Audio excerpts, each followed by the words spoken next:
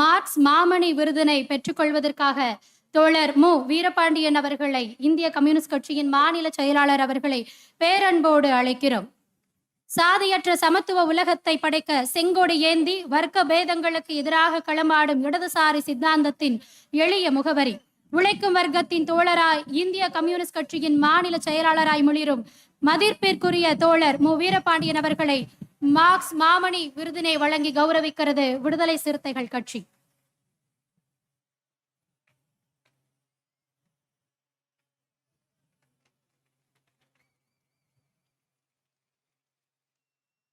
தலைவர்கள் அனைவருக்கும் நன்றி. ஏற்புரை வழங்குமாறு இந்திய கம்யூனிஸ்ட் கட்சியினுடைய மாநில செயலாளர் மார்க்ஸ் மாமணி விருதினை வென்ற தோழர் மு வீரபாண்டியன் அவர்களை அன்போடு வரவேற்கிறோம்.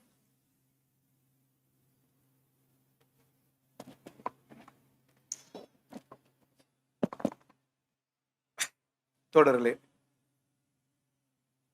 விடுதலை சிறுத்தைகள் விருதுகள் வழங்குகிற இந்த நிகழ்வின் தலைவர், விடுதலை சிறுத்தைகளின் நிறுவன தலைவர், தமிழ் குரு நல்லுலகின் பேரன்பு தலைவர், நான் பெரிதும் மதிக்கிற தோழர் திருமா அவர்களே, விருதுகள் பெறுவதற்காக மேடையில் வீற்றிருக்கிற சான்றோர்களே, போராளிகளே, நல்லறிஞர்களே, அமைச்சர்களே, சட்டமன்ற நாடாளுமன்ற உறுப்பினர்களே, திரளாக திரண்டிருக்கிற தோழர்களே, தாய்மார்களே, சகோதரிகளே, உங்கள் அனைவருக்கும் இந்திய கம்யூனிஸ்ட் கட்சியின் தமிழ்நாடு மாநில குழுவின் சார்பில் முதலில் வணக்கத்தை நான் தெரிவித்துக் கொள்கிறேன். தோழர்களே, விருதுகள் மிக இயல்பு. ஆனால் சமூகம் மாற வேண்டும் என்று களமாடுகிற ஒரு பேர் இயக்கத்தின் சார்பில் கிடைக்கிற இந்த விருது என்பது உள்ளபடியே மிகுந்த மரியாதைக்குரிய விருது. அதை நான் இருகரம் குப்பி வணங்கி பெற்றுக்கொள்கிறேன். இது எனக்கு அளிக்கப்பட்ட விருது அல்ல, நான் இருக்கிற மேடைக்கு அளிக்கப்பட்ட விருது. நூற்றாண்டு காலம் இந்திய விடுதலை போரிலும் சமூக மாறுதல் போரிலும் வர்க்க போரிலும் களமாடி உயிர் சிந்தியவர்களின் மேடை கம்யூனிஸ்ட் பேரியக்கத்தின் மேடை. அந்த மேடையில் மிக சாதாரணமானவன் நான். அதற்குள்ள ஒரு தேடி பிடித்து என்னை கொண்டு வந்து இங்கே நிறுத்தி இந்த விருதை வழங்குவது என்பது உள்ளபடியே இதயத்தின் அடியாழத்திலிருந்து நான் தோழர் திருமா அவர்களுக்கும் இந்த பேர் இயக்கத்திற்கும் நன்றி சொல்ல கடமைப்பட்டிருக்கிறேன். இந்த நிகழ்வில் என்னுடன் கட்சி தோழர்கள் பலர் இங்கே பங்கேற்றிருக்கிறார். எனது துணைவியார், எனது மகனும் இங்கே வந்திருக்கிறார். விடுதலை சிறுத்தைகள் இவ்வாறு விருது வழங்குகிறது என்று நான் சொன்ன பொழுதே, 9ஆம் வகுப்பு தான் படிக்கிறான் என் மகன். இன்றைய தலைமுறை எவ்வளவு அறிவில் சிறந்த தலைமுறை என்பதற்கு அவரை போன்ற மாணவர்கள் உதாரணம். நீ என்ன சாதித்து விட்டாய், உனக்கு விருது என்று என்னை கேட்டான். இங்கே அமர்ந்து நின்று கொண்டிருக்கிறான் அவன். எல்லாவற்றையும் ஆழமாக கண்ணுற்று நீ அடிக்கடி சொல்வாய், 10 ஆண்டுகள் சிறை தண்டனை அனுபவித்த கட்சி தலைவர்கள் பெயரை சொல்லுவாய், தூக்கு மேடைக்கு சென்று திரும்பிய தலைவர்களை சொல்லுவாய், லண்டனில், ஆக்ஸ்போர்டில், கேம்பிரிட்ஜில் படித்துவிட்டு இங்கே வந்து ஒரு எளிய வாழ்வு வாழ்ந்த தலைவரை பற்றி சொல்வாய். அந்த தலைவர்களுக்கெல்லாம் கிடைக்காத விருது உனக்கு கிடைப்பது நியாயமா என்று அவன் சென்ற பிறகு என்னை கேட்பான். நான் சொல்வேன், அந்த தோழர்கள் சிந்திய ரத்தத்தில், அவர் சிந்திய வேர்வையில் ஒரு துளி நான். எனவே அவர்கள் சாட்சியாக நான் அதை பெற்றுக் கொள்வேன் என்று சொல்வேன். நண்பர்களே, தோழர்களே, மிக சுருக்கமாக நான் பேச அனுமதிக்க வேண்டும். நான் தலைவரிடம் அனுமதி பெற்றுவிட்டேன். தமிழக அரசியல் சூழல் உங்களுக்கு தெரியும். அறிவில் சிறந்த தமிழ் சமூகம், அரசியல் இயக்கத்தில் இருக்கிறவர்களும் அறிவில் சிறந்தவர்கள், அனுபவம் மிக்கவர்கள். நிலவுகிற சூழல், நிலவிய சூழல் நாம் யாரும் கணிக்கவில்லை. ஆனாலும் ஜனநாயகத்தை மதித்து நாம் சில முடிவுகளை எடுத்தோம். யாரும் எதிர்பாராத சூழலில் தாவேகா வெற்றி பெற்றது. ஆட்சி அமைக்க இடதுசாரிகளை அவர்கள் அணுகினார். சிபிஐ, சிபிஎம், விடுதலை சிறுத்தைகள் சேர்த்தே நான் சொல்கிறேன், நம்மை அவர்கள் அணுகிய பொழுது திமுக ஆட்சி அமைக்க வாய்ப்பில்லை, அதிமுக ஆட்சி அமைக்க வாய்ப்பில்லை, தாவேக தான் ஆட்சி அமைக்க வாய்ப்பு இருக்கிறது.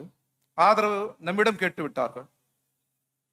நாம் ஆதரவளிக்கவில்லை என்றால் ஒரு ஜனநாயக சக்திக்கான வாய்ப்பை மறுத்து விட்டார்கள் என்கிற வரலாற்று பழி, இல்லது அந்த சூழலை பயன்படுத்தி ஆளுநர் அமர்ந்து விட்டால் மக்கள் அதிகாரத்தின் மீது ஆட்சியாளர்கள், ஆளுநர் போன்றவர்கள் அமர்வதற்கு வாய்ப்பளித்து விட்டார்கள் என்கிற தீராத வரலாற்று பழி. எனவே மிக ஆழமாக அவரவர் அமைப்பாக விவாதித்து அரசியலாக நாங்கள் எடுத்த முடிவுதான் இந்த முடிவை அன்றி யாரும் எங்களை நிர்பந்திக்கவில்லை.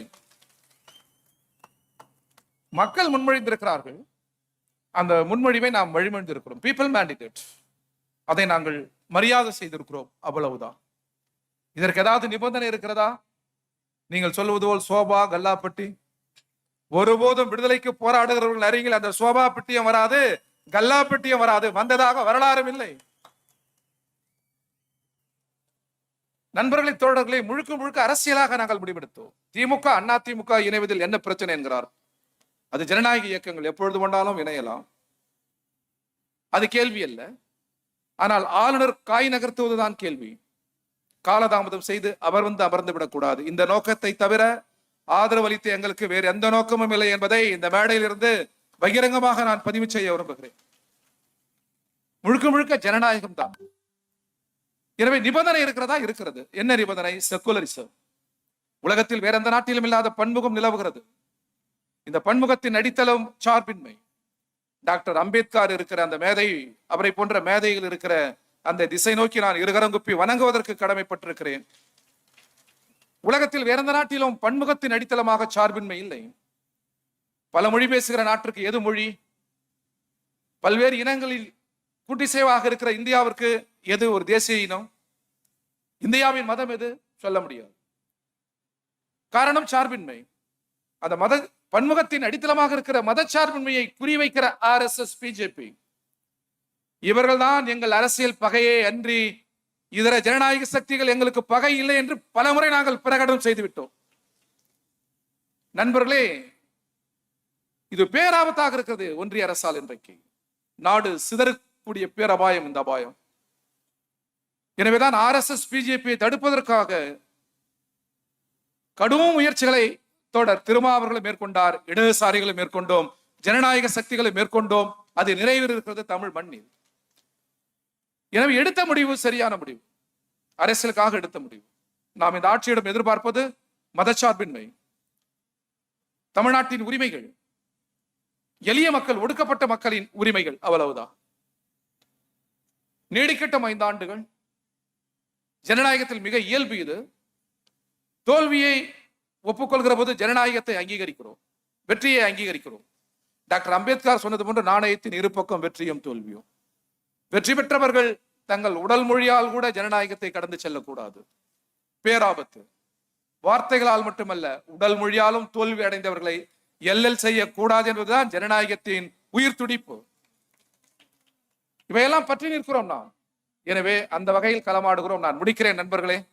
மார்ஸ் விருது என்பதால் மார்ஸுக்கு 2 கதாபாத்திரங்கள் பிடிக்கும். ஒன்று பிரமத்தியோஸ், இன்னொன்று ஸ்பாட்ரகஸ். பிரமத்தியோஸ் நெருப்பை ஏகபோகமாக வைத்துக் கொண்டிருந்த கடவுளிடமிருந்து அதை கொண்டு வந்தவன். கிரேக்க இலக்கியத்தில் அவன் அந்த நெருப்பை கொண்டு வந்த பிறகுதான் பொதுவானது. கடவுளே என்றாலும் ஏகபோகம் கூடாது என்றார் பிரமத்தியோஸ். எனவே அந்த கதாபாத்திரம் மார்ஸுக்கு பிடிக்கும். ஏகபோகம் எந்த நிலையிலும் கூடாது என்று சொன்னவர் டாக்டர் அம்பேத்கர், தந்தை பெரியார் போன்ற மேதைகள். எனவே மார்க்ஸை இந்த நேரத்தில் நினைவு கொள்ள வேண்டிய அவசியம் இருக்கிறது. ஸ்பாட்ரகஸ் அடிமைகளின் தலைவன், அவனை போரில் வெல்ல முடியவில்லை. ஐரோப்பாவின் சரிபாதியை தந்தபோது கூட அவன் வாங்க மறுத்தான். முழு ஐரோப்பா அல்ல, முழு உலகத்தையும் தந்தாலும் கடைகோடியில் இருக்கிற ஒரு கரிப்பின மனிதனின் கைகளில் பூட்டப்பட்டிருக்கிற அந்த சங்கிலி விடுபடுகிற அந்த காலம்தான் உண்மையான சொர்க்கம், உண்மையான வெகுமதி. இந்த உலகம் அல்ல, ஐரோப்பா அல்ல என்று சமரசமில்லாத போராடியவன் ஸ்பாட்ரகஸ். ஒன்று கதாபாத்திரம் என்பது கிரேக்க இலக்கியம், ஒன்று நிஜ வாழ்வு. இந்த இரண்டிற்குள் ஆழமான அரசியல் பொருள் புரிந்திருக்கிறது. அந்த திசையில் தான் நாம் நடைபோடுகிறோம். நான் முடிக்கிறேன். இடதுசாரிகளும் விடுதலை சிறுத்தைகளும் வேறு வேறு அல்ல. நிலவுகிற இந்த சமூக அமைப்பை மாற்ற நாம் துடிக்கிறோம். தலைவர்கள் வரலாம், ஆட்சிகள் மாறலாம், ஆனால் நிலவுகிற சமூக அமைப்பு அப்படியேதானே இருக்கிறது. தமிழ் மண்ணில் எவ்வளவு அறிஞர்கள், எவ்வளவு தலைவர்கள், எவ்வளவு சிந்தனையாளர்கள், எவ்வளவு பேர் இயக்கங்கள், எவ்வளவு அரசியல் தலைவர்கள் தோன்றி நற்காரியங்கள், அரசியல் அறநெறிகளை நமக்கு பதிவு தந்து விழுமியமாக நற்கொடையாக அளித்திருக்கிறார்கள். நாம் மதிக்கிறோம், அவர்கள் திசை நோக்கி வணங்குகிறோம். நான் அவர்களை பின்பற்றுகிற அனைவரையும் பார்த்து சகோதர வாஞ்சியுடன் கேட்கிறேன், இத்தனை ஆட்சி மாற்றத்துக்கு பிறகு, கட்சி மாற்றத்துக்கு பிறகு, தலைவர்கள் மாறிய பிறகும் கூட சமூகம் அப்படியே நிலவுகிறது. ஏழைக்கும் பணக்காரனுக்கான இடைவெளி அப்படியே இருக்கிறதே. ஒருவன் பிறப்பால் உயர்வு, இன்னொருவன் பிறப்பால் தாழ்வு, ஆண் உயர்வு, பெண் தாழ்வு. 40 கோடி பேர் உழைக்கிறார்கள், கூட்டு உழைப்பு, கருத்தால் கரத்தால். கூட்டு உழைப்பால் உருவாகிற அந்த செல்வம் தனியார் மடியில் இருக்கிறதே. இது என்ன பகுத்தறிவு? இது என்ன நாகரிகம்? இது என்ன சட்டமுறைமை? உலகத்தின் தலை சிறந்த நீதிமன்றம் இதை வேடிக்கை பார்க்கிறது. சட்டமன்றமும் நாடாளுமன்றமும் எளிதில் கடந்து போகிறது. என்றைக்காவது ஜாதி குறித்து சட்டமன்றமும் நாடாளுமன்றம் விவாதித்திருக்கிறதா? 40 கோடி பேர் உழைப்பதை 4 பேர் சுரண்டி மடியில் வைத்திருக்கிறானே, இது நீதியா? சட்டமன்றம் நாடாளுமன்றம் கேட்டதுண்டா? பிறப்பால் ஏற்ற தாழ்வு அறிவியலா, பகுத்தறிவா? தமிழ் அறிஞர்களும் பெரும் மேதைகளும் விட்டிருந்த கல்வி சாலையில் இதற்கான கேள்வி உண்டா? இல்லையே. அதற்கு ஒரு பெரியார் தேவைப்பட்டார், அதற்கு ஒரு இயக்கம் தேவைப்பட்டது, டாக்டர் அம்பேத்கர் தேவைப்பட்டார், இடதுசாரிகள் தேவைப்பட்டோம். எனவே நண்பர்களை, இருக்கிற பல்கலைக்கழகங்களை விட, கல்லூரிகளை விட மார்க்ஸ், அம்பேத்கர், பெரியார் என்கிற மகத்தான சமூக பல்கலைக்கழகத்தின் மாணவர்கள் லட்சக்கணக்கில், கோடிக்கணக்கில் சேர வேண்டும். நிலவுகிற சமூக அமைப்பை இடது பக்கம் திருப்ப வேண்டும். நான் நிறைவு செய்கிறேன். அதுதான் டாக்டர் அம்பேத்கர் எங்களோடு முரண்பட்டார், வாதிட்டார், கருத்து போர் நடந்தது. அது பகை முரண் அல்ல, நட்பு முரண், வளர் முரண். அவ்வளவு மோதிய அவர் கடைசியாக இந்த தேசத்துக்கான திசையை அரசியல் சட்ட புத்தகத்தில் நிறுவினார். இந்த தேசத்தின் திசை எது? RSS, பிஜேபி அல்லது இந்தியாவில் இருக்கிற எந்த அரசியல் இயக்கத்தின் கொள்கைகள்? யாராலும் சொல்ல முடியாது. அந்த மேதை உலகம் முழுவதும் இருந்து கற்று சொந்த அனுபவத்திலிருந்து மகத்தான அந்த தேசத்திற்கான திசையை நிறுவினார். அந்த திசை நிலவுகிற முதலாளித்துவம் அல்ல, சோசியலிசம் என்பதை டாக்டர் அம்பேத்கர் நிறுவி சென்றிருக்கிறார். அந்த சோசியலிசம் தான் லட்சியம். எனவே அந்த பாதையில் தான் விடுதலை சிறுத்தைகள் நடைபோட்டாக வேண்டும். கம்யூனிஸ்டுகள் நடைபோடுவோம், இதர ஜனநாயக சக்திகள் நடைபோடுவோம். இன்றில்லாவிட்டால் நாளை இந்த சமூகம் புரண்டு படுக்கும். நாம் புரட்டுவோம்.